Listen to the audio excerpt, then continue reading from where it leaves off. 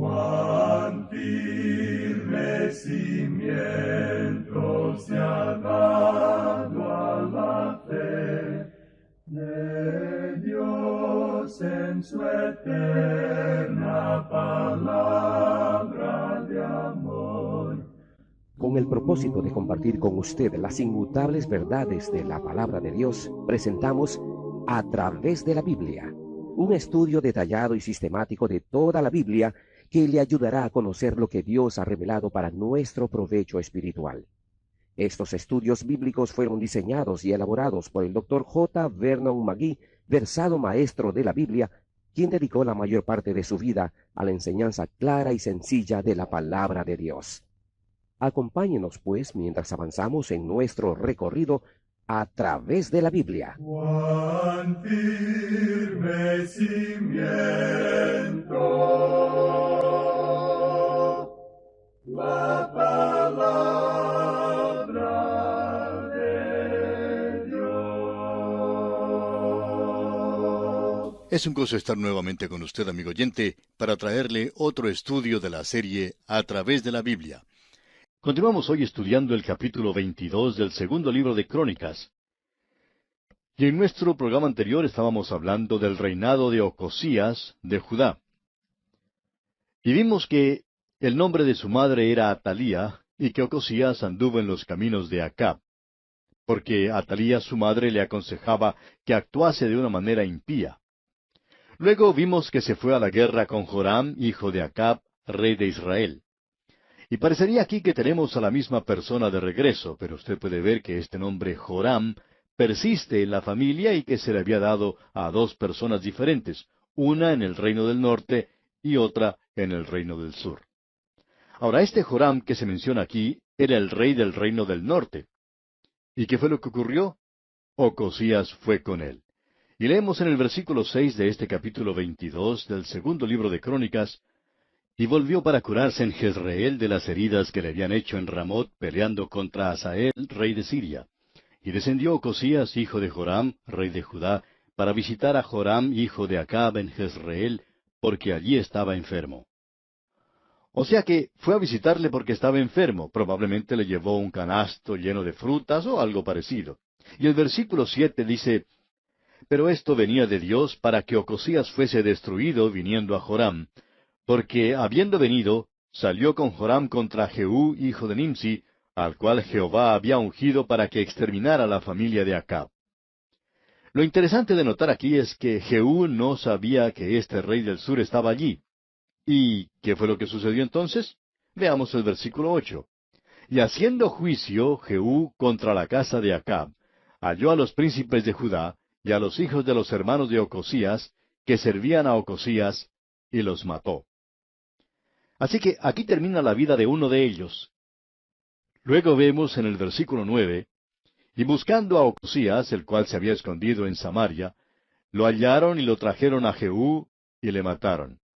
Y le dieron sepultura, porque dijeron: es hijo de Josafat, quien de todo su corazón buscó a Jehová. Y la casa de Ocosías no tenía fuerzas para poder retener el reino. Este es un período muy sangriento. Ahora, ¿por qué lo menciona Dios?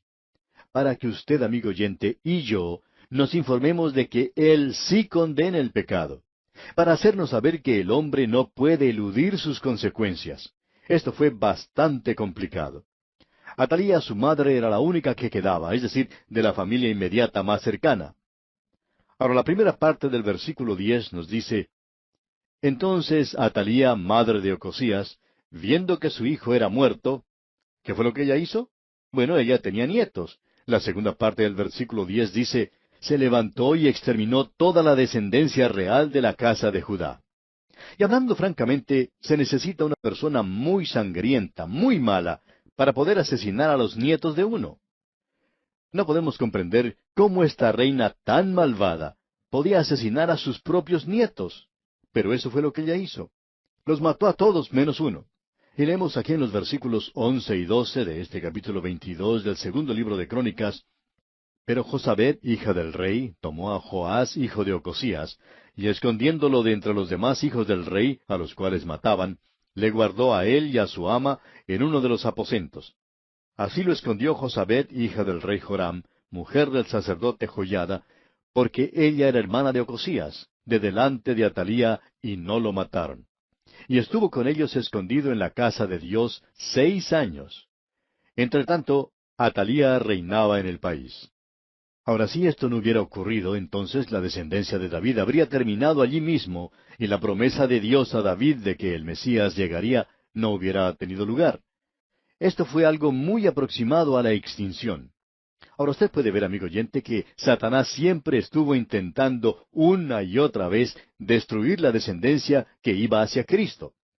Él lo hizo, usted recordará, en la tierra de Egipto, dando muerte a los primogénitos. Luego, en la época de Amán, más adelante. Y por último, cuando nació el Señor Jesucristo, Herodes trató de darle muerte. Lo que tenemos aquí es otra instancia, otra prueba, cuando la descendencia de David es reducida a únicamente una persona. Ahora note lo que ocurrió. Este pequeño llega al trono. Lo habían protegido por 6 años. Él había tenido solamente 1 año de edad cuando esto ocurrió. Leamos entonces el primer versículo del capítulo 23 de este segundo libro de Crónicas. En el 7º año se animó Joiada, y tomó consigo en alianza a los jefes de centenas, Azarías, hijo de Jeroam, Ismael, hijo de Johanán, Azarías, hijo de Obed, Maasías, hijo de Adaía, y Elisafat, hijo de Sicri. Toda esta multitud aquí, todos los líderes de Israel o de Judá, no estaban satisfechos con la malvada reina. Así es que Joiada los llama a todos a una reunión bastante secreta, por supuesto, para hacerles saber que todavía había un hijo de David que estaba vivo. Así que ellos iban a hacer a este jovencito el rey, porque todos habían pactado hacer eso. Veamos entonces lo que nos dice aquí el versículo 11. Entonces sacaron al hijo del rey, y le pusieron la corona y el testimonio, y lo proclamaron rey, y Joiada y sus hijos lo ungieron, diciendo luego, «Viva el rey». Así que este pequeñito de solo 7 años de edad, en el linaje de David, llega al trono. Ahora Atalía, ella había asesinado a toda su descendencia. ¿Por qué? Ella quería ser la reina, tenía esa sed de poder. Hay ciertas personas, ciertos hombres y mujeres en este mundo que harían todo lo posible por llegar al poder. Y eso fue lo que hizo esta mujer. Notemos entonces lo que dicen los versículos 12 y 13. Cuando Atalía oyó el estruendo de la gente que corría, y de los que aclamaban al rey, vino al pueblo a la casa de Jehová. Y mirando vio al rey que estaba junto a su columna a la entrada. Bueno, podemos decir aquí que esta mujer sí que se había sorprendido con lo que estaba ocurriendo. Finalicemos ahora la lectura del versículo 13 y leamos también los versículos 14 al 16. Y los príncipes y los trompeteros junto al rey, y que todo el pueblo de la tierra mostraba alegría y sonaba bocinas, y los cantores con instrumentos de música dirigían la alabanza. Entonces Atalía rasgó sus vestidos y dijo, «¡Traición, traición!». Pero el sacerdote Joiada mandó que salieran los jefes de centenas del ejército, y les dijo, «Sacadla fuera del recinto, y al que la siguiere, matadlo a filo de espada», porque el sacerdote había mandado que no le matasen en la casa de Jehová. Ellos pues le echaron mano, y luego que ella hubo pasado la entrada de la puerta de los caballos de la casa del rey, allí la mataron. Y Joiada hizo pacto entre sí y todo el pueblo y el rey, que serían pueblo de Jehová. Ahora lo que está haciendo en realidad Joiada es trayendo un avivamiento. Él es el sacerdote de Dios de esa época, y él trajo un avivamiento. Esto tuvo lugar durante el reinado de este pequeño Joás. Él es quien está en el trono, él es de la descendencia de David. Y Joiada es su regente. Él es quien en realidad toma las decisiones hasta cuando este joven llegue a la mayoría de edad. Pero podemos ver que él fue un buen rey. Encontramos aquí que este es el comienzo de otro avivamiento. Y continuamos leyendo ahora en el versículo 21, «Y se regocijó todo el pueblo del país, y la ciudad estuvo tranquila, después que mataron a Atalía a filo de espada». El pecado, amigo oyente, siempre trae complicaciones, trae problemas, trae angustias y dolor, y también trae el juicio de Dios. Ahora Atalía, del linaje de Acab y Jezabel, es finalmente eliminada y llega al trono este pequeño rey. Y llegamos ahora al capítulo 24, donde nos encontramos con una porción de las Escrituras que parecería estar desprovista de mucho interés. Es posiblemente la que menos interés tiene de todo el libro de Crónicas. Muchas personas piensan que los libros de Crónicas son los que menos interés tienen.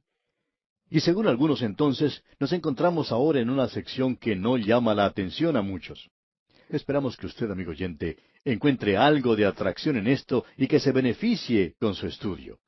Leamos pues los primeros 2 versículos de este capítulo 24 del segundo libro de Crónicas.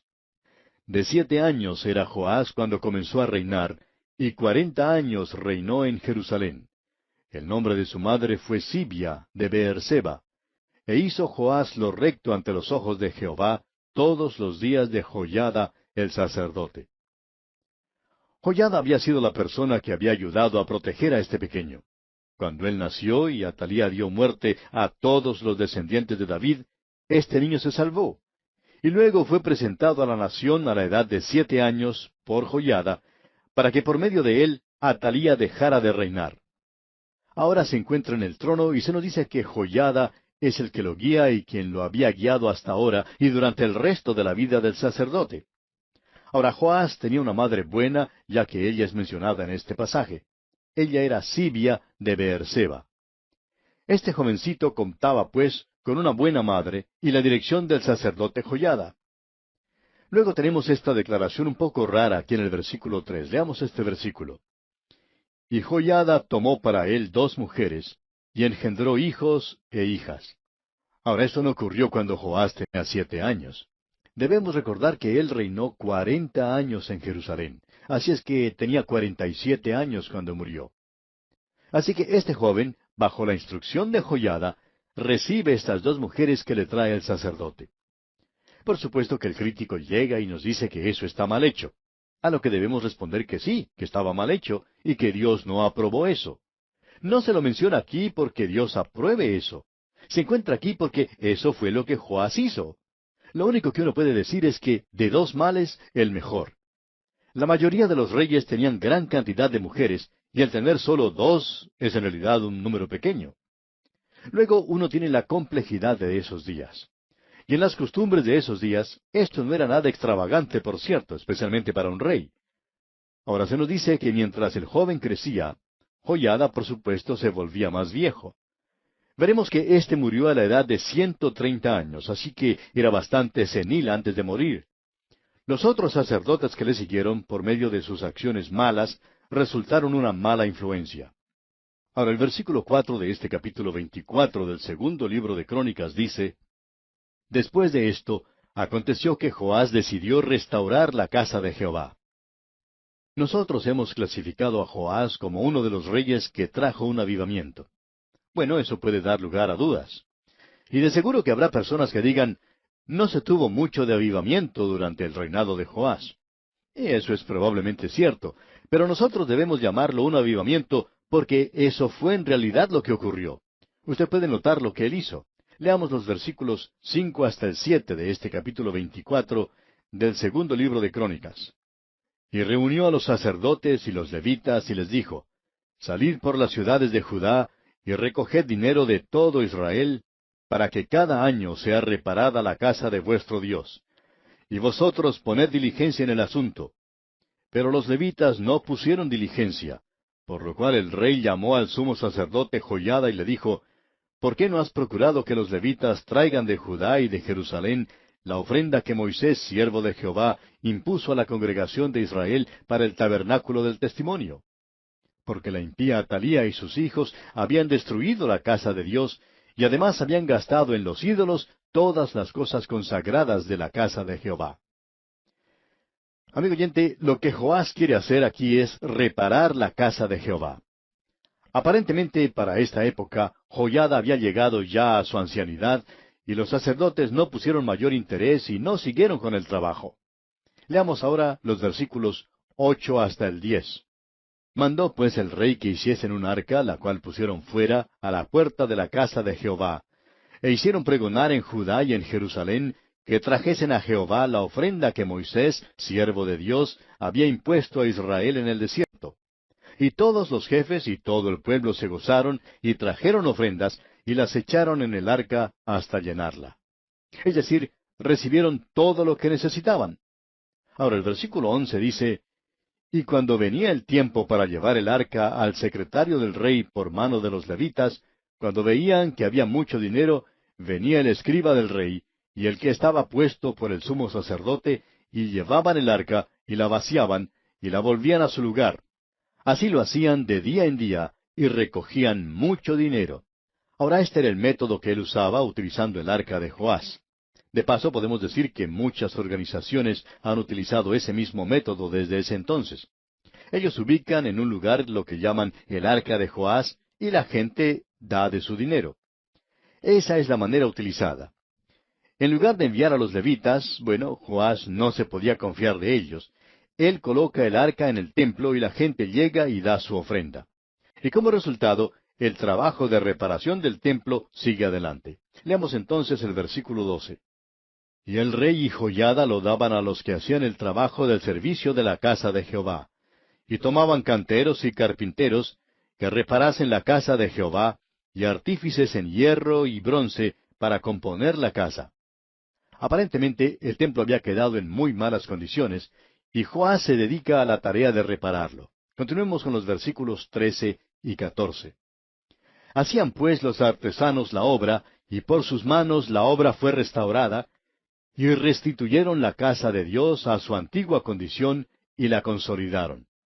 Y cuando terminaron, trajeron al rey y a Joiada lo que quedaba del dinero, e hicieron de él utensilios para la casa de Jehová, utensilios para el servicio, morteros, cucharas, vasos de oro y de plata, y sacrificaban holocaustos continuamente en la casa de Jehová todos los días de Joiada.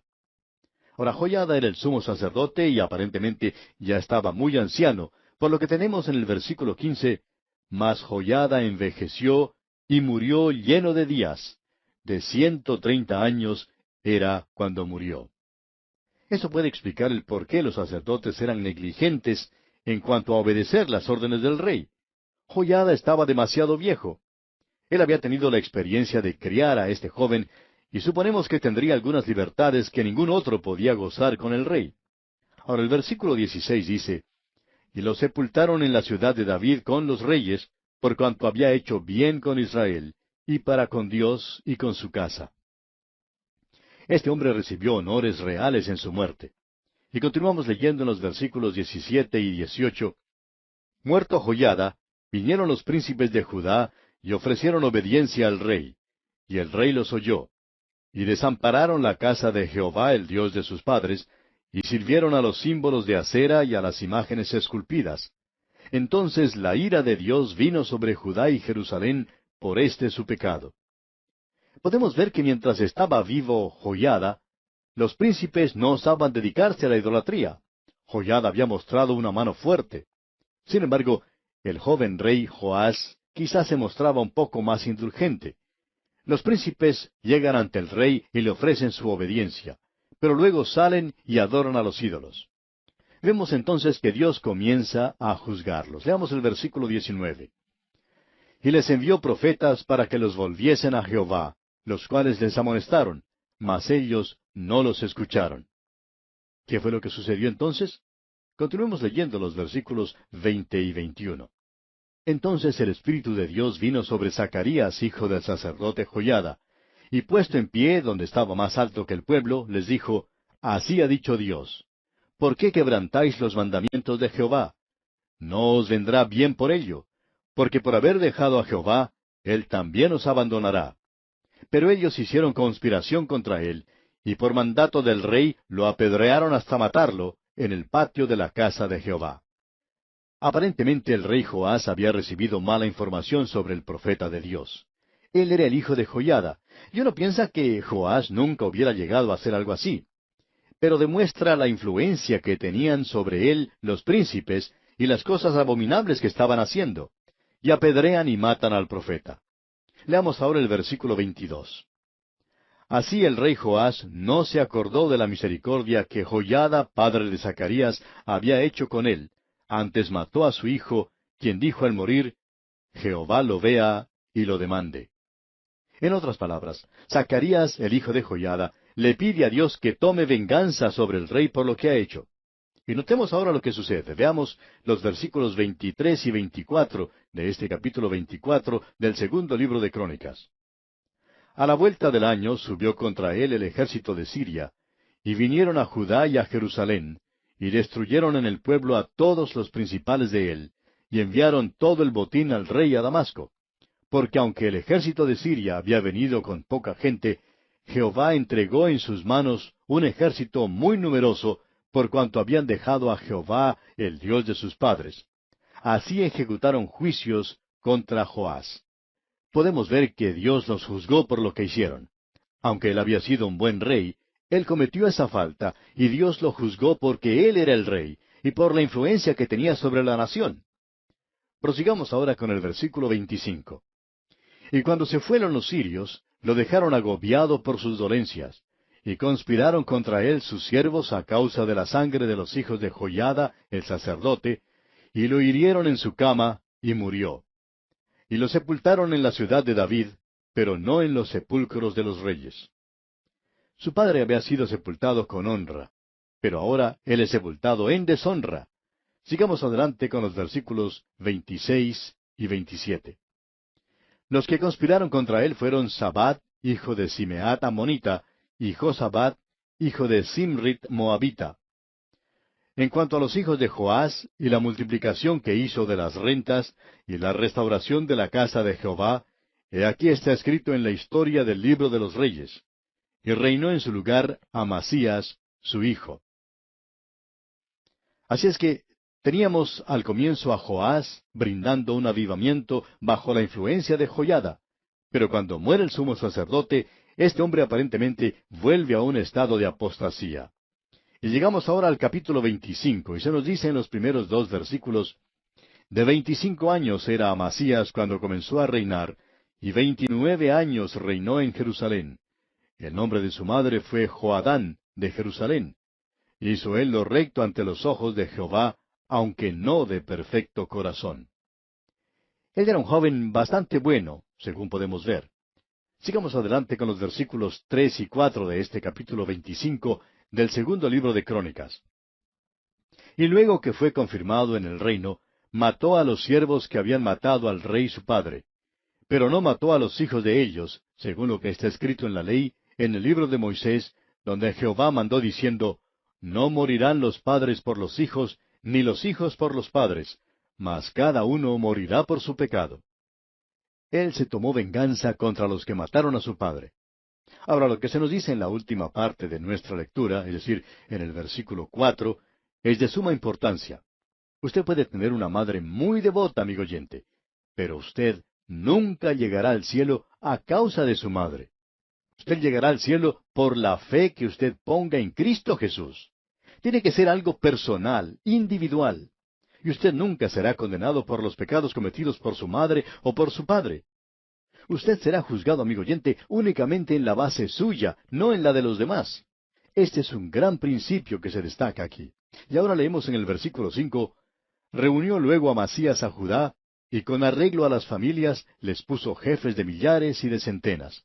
O sea que él se está preparando para la guerra. También toma a sueldo a un ejército. Leamos ahora lo que nos dicen los versículos 7 y 8.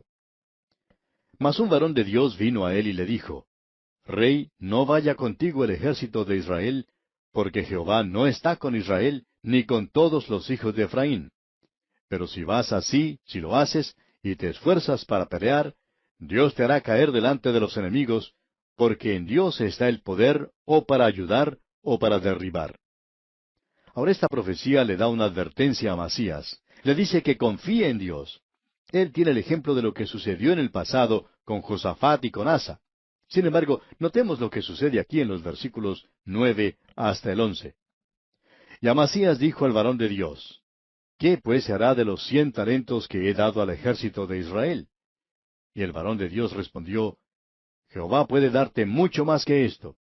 Entonces Amasías apartó el ejército de la gente que había venido a él de Efraín, para que se fuesen a sus casas. Y ellos se enojaron grandemente contra Judá, y volvieron a sus casas encolerizados. Esforzándose entonces Amasías, sacó a su pueblo, y vino al valle de la Sal, y mató de los hijos de Seir 10,000. Ese lugar queda situado al lado del Mar Muerto. Y veamos ahora el versículo 14. Volviendo luego a Amasías de la matanza de los edomitas, trajo también consigo los dioses de los hijos de Seir, y los puso ante sí por dioses, y los adoró, y les quemó incienso. Es realmente sorprendente que este hombre llegara a hacer algo como esto, pero revela la iniquidad que existe en el corazón humano. Y aquí, amigo oyente, vamos a detenernos por hoy porque nuestro tiempo ha concluido ya. Continuaremos, Dios mediante, en nuestro próximo programa.